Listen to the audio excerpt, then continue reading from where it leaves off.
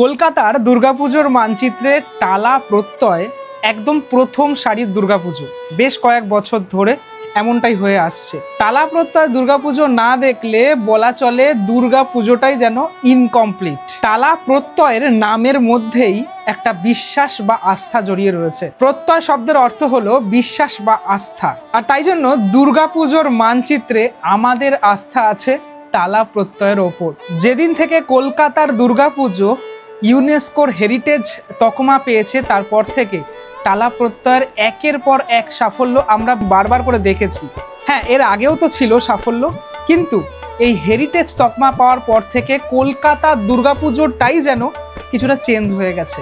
বেশ কিছুদিন আগেই, অর্থাৎ দোল উৎসবের সময়ে টালা প্রত্যয় 2025-এর যে ভাবনা, সেটা কিন্তু রিভিল হয়েছে। আমরা সকলেই দেখেছি শিল্পী ভবতোষ সুতার এবং তার ভাবনা এবছর বীজগণিত। আমি গিয়েছিলাম এই প্রোগ্রামটিতে এবং আপনাদেরকে দেখিয়েছিলাম এই প্রোগ্রামটি। 2025 মানে টালা প্রত্যয়ের একটি বিশেষ বছর, কারণ 2025 মানে শতবর্ষে টালা প্রত্যয়। দেখতে দেখতে 100 বছরের দোরগোড়ায় টালা প্রত্যয়। কিন্তু প্রথমেই প্রশ্ন আসে বীজগণিত। আমরা পাটিগণিত এবং বীজগণিতের অঙ্ক কষেছি সে ছোটবেলাতে।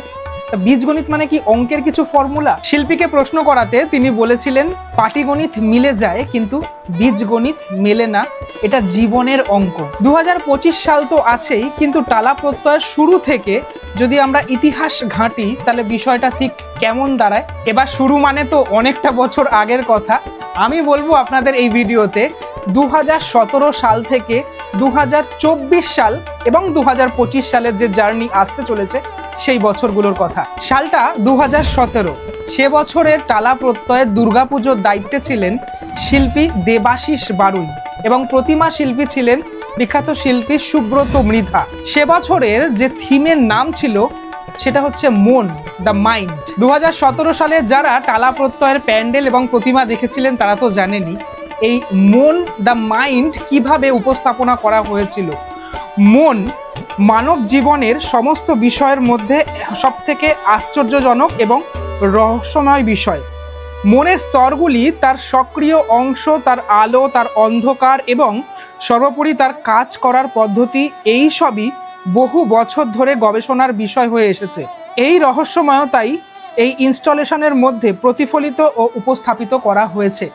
এটাই ছিল দ্য মন, এই কনসেপ্ট নিয়ে দুর্গাপুজোর কাজ করা 2017 সালে। যদিও আমি দুর্গাপুজো দেখছি টালা প্রত্যয়ের ওই 15-16 থেকে দেখছি, তো আমার দেখা হয়েছিল, কিন্তু এরকমভাবে মানে দুর্গাপুজো নিয়ে আলোচনা বা বিবর্তন, দুর্গাপুজোর বিবর্তন নিয়ে সেরকম ব্যাপারটা আমি তখনও বুঝতে পারিনি। যদিও টালা প্রত্যয় সে বছরের দুর্গাপুজো আমি দেখেছিলাম। টালা প্রত্যয় মোটামুটি আমি দেখি 2015-16 সাল থেকে।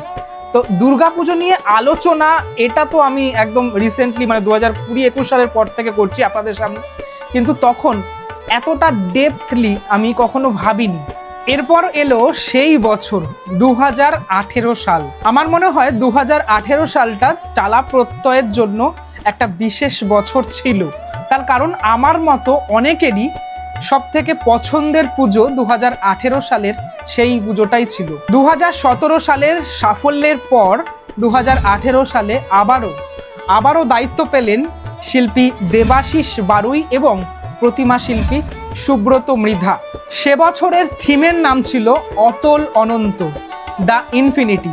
অসাধারণ শিল্পকলায় সেজে উঠেছিল টালা প্রত্যয়ের মণ্ডপ। আমার এখনো স্পষ্ট মনে আছে ঠাকুরের ঠিক সামনের অংশটাতে যেভাবে প্রদীপগুলো ওঠানামা করছিল, সেই যে দৃশ্য, এই দৃশ্য আমি কখনো ভুলতে পারবো না।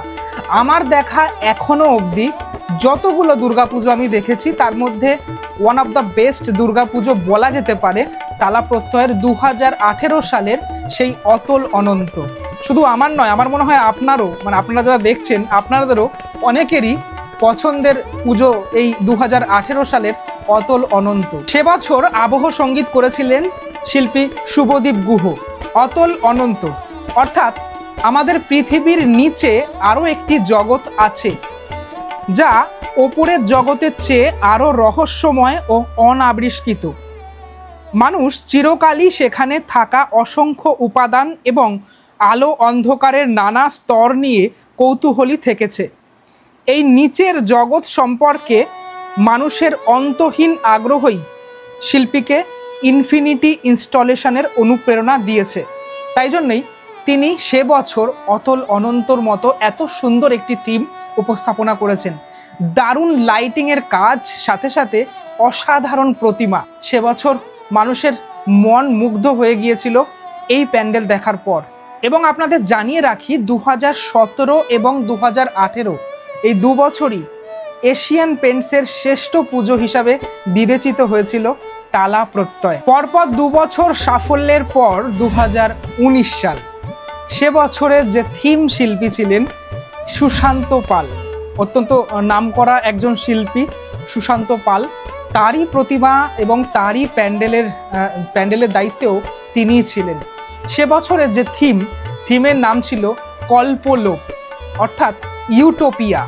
আবহ সঙ্গীতের দায়িত্বে ছিলেন সৌরেন্দ্র এবং সৌমজিৎ। কল্পলোক অর্থাৎ ইউটোপিয়া, যেখানে সীমানা মিলিয়ে যায় আর দিগন্তের অস্তিত্ব থাকে না, সেখানেই কল্পনার জগৎ ডানা মেলে বিস্তৃত হয়। অগণিত বিস্ময়ের পাখা ঝাট্টায় এক মুহূর্তের নিঃসঙ্গতা এনে দেয় হাজার বছরের আনন্দ। পরিচিত দৈনন্দিন চরিত্ররা সেখানে আপনাতেই নিঃশব্দে মিশে যায় অপরিচিতের ছায়ায়, আর এক গভীর বিভ্রান্তির অনুভব উঁচুতে উঠে শাসন করতে দেয় সর্বোচ্চ শক্তিকে। এখানেই শুরু হয় এক উত্তেজনাপূর্ণ যাত্রা, যেখানে চিরন্তন রূপ ও চিরশূন্যতা একে অপরের সঙ্গে নিখুঁতভাবে মিশে যায়। এই কল্পনার এমন এক জায়গাকে উদযাপন করে যেখানে অন্তরের কথোপকথন প্রতিধ্বনিত হয়, যেখানে নিখুঁত ও আদর্শের মাহাত্ম্য উদ্ভাসিত হয়, সেখানেই উদিত হয় ইউটোপিয়া। অসাধারণ সুন্দর একটা থিম, সেই থিমের প্যান্ডেল আমরা দেখেছিলাম এবং সত্যি সুন্দর একটা প্রতিমা সেটা দেখেছিলাম আমরা। সে বছরও আপনাদেরকে বলি এশিয়ান পেন্টসের শ্রেষ্ঠ পুজো বিবেচিত হয়েছিল টালা প্রত্যয়। অর্থাৎ 2017, 18, 19 পরপর 3 বার, অর্থাৎ হ্যাট্রিক হয়ে গেলে কিন্তু। তবে বরাবরই আমরা টালা প্রত্যয়ের যে আলোকসজ্জা সেটাতে একটুখানি ডার্ক থিম দেখেছি, মানে ডার্ক কালারের মধ্যে, ডার্কের মধ্যে টোটালটাই অ্যারেঞ্জমেন্ট করা হয় টালা প্রত্যয়ের মণ্ডপ সজ্জা। এরপর আসে 2020 সাল। 2020 সালের দুর্গাপুজোর থিম শিল্পীও ছিলেন শিল্পী সুশান্ত পাল এবং প্রতিমা শিল্পী স্বয়ং তিনি নিজেই। সে বছরের থিমের নাম ছিল লোকহিত। এই বছরের আবহ শিল্পী ছিলেন শিল্পী শুভদীপ গুহ। আবারও একটি অনবদ্য সৃষ্টি আমরা দেখতে পেলাম 2020 সালে টালা প্রত্যয়ের মণ্ডপে। তবে এবার প্রতিমাতে একটু অন্যরকম ধাঁচ আমরা দেখতে পেলাম। খানিকটা সাবেকি সাজে মা দুর্গা সেজে উঠলেন 2020 সালে। লোকহিত এই ইনস্টলেশনের মাধ্যমে মানব সেবাকে একটি অভিব্যক্তির রূপ দেওয়া হয়েছে। মহামারীর কঠিন সময়ে কষ্টে থাকা মানুষের পাশে দাঁড়ানোর প্রেরণার সৃষ্টি হয়েছে এই শিল্পকর্ম, যা মানুষের কল্যাণে বিভিন্ন কার্যকলাপে যুক্ত থাকার বার্তা বহন করে। আমরা সবাই জানি যে সে বছর করোনা গ্রাস করেছিল আমাদের পৃথিবীকে, আর সেই বছরই এই লোকহিত নামক যে থিম, সে থিমের মাধ্যমে সেজে উঠল মণ্ডপ। বিশেষ নিষেধাজ্ঞা থাকা সত্ত্বেও আপনারা সহ আমি নিজেও সে মণ্ডপ দর্শন করেছিলাম, ঠাকুর দর্শন করেছিলাম। আশা করি আপনাদেরও খুবই ভালো লেগেছে সেই মণ্ডপ। 2021 দায়িত্ব পেলেন আবারও শিল্পী সুশান্ত পাল। তবে প্রতিমা শিল্পীতে এবার দায়িত্বে আসলেন শিল্পী সুব্রত মৃধা। 2017-18 সালে তিনি করেছিলেন, আবার 2021 সালে দায়িত্বপ্রাপ্ত হলেন শিল্পী সুব্রত মৃধা।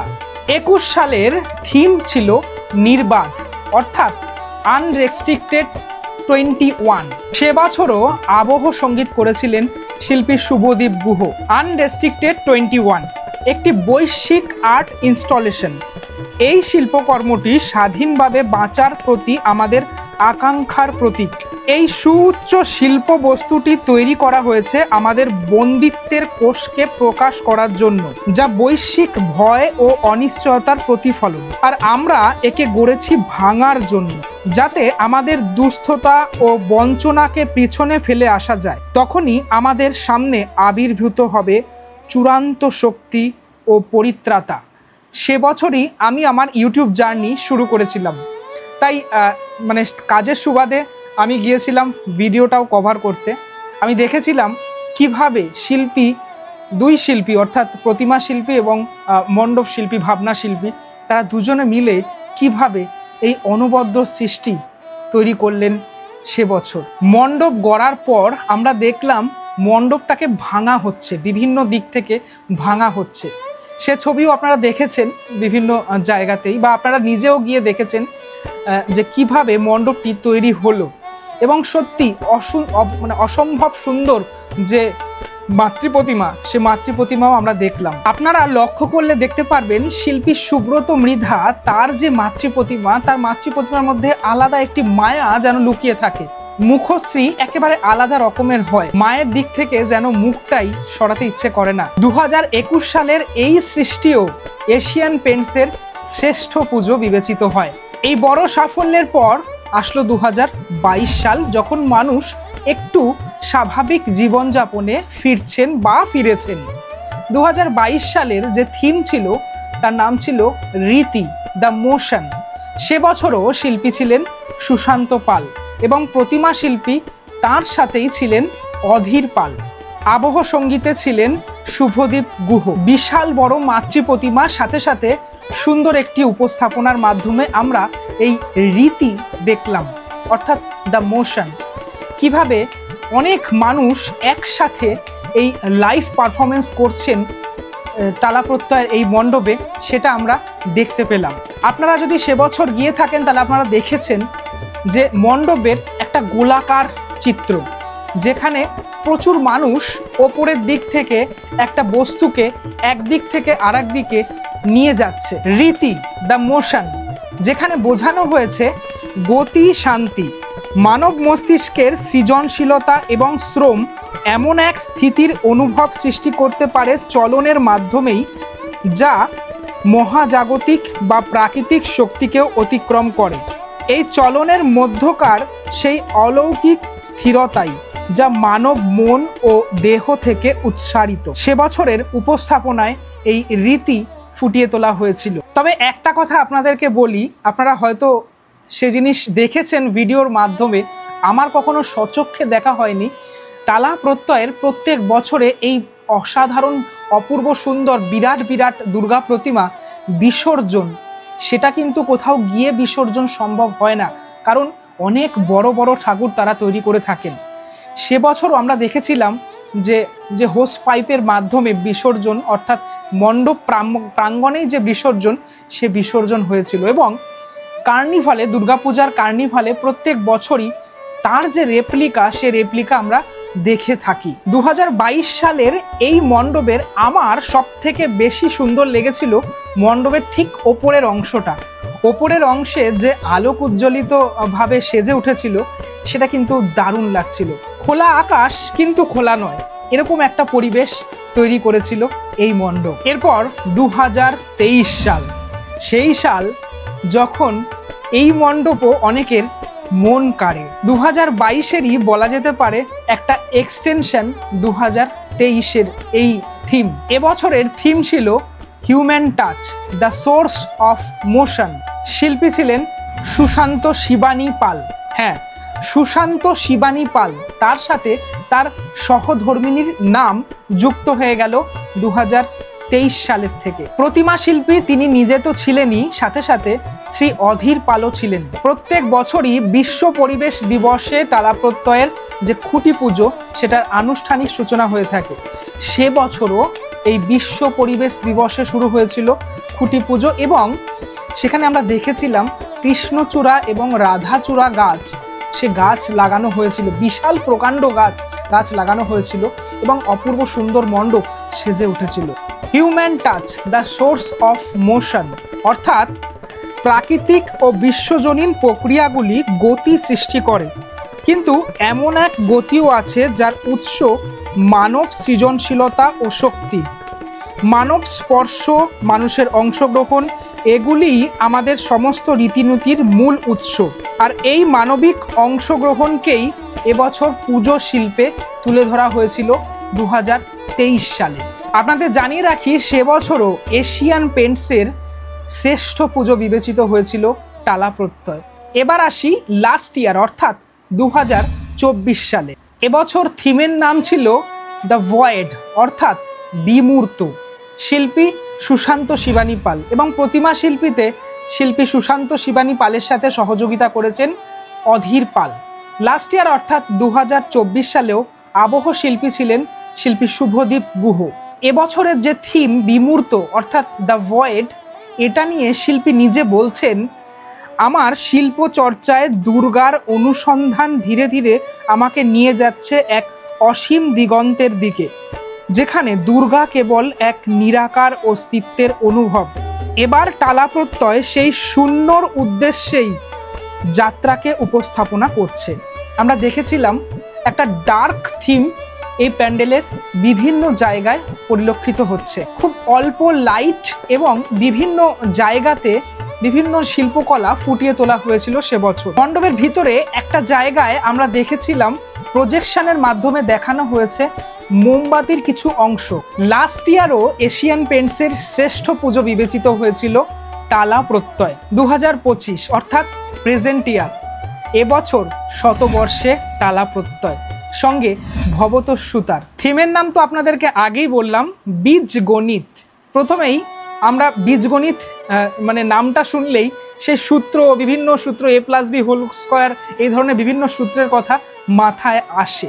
কিছুদিন আগেই বিশ্ব পরিবেশ দিবস গেল 5ই জুন।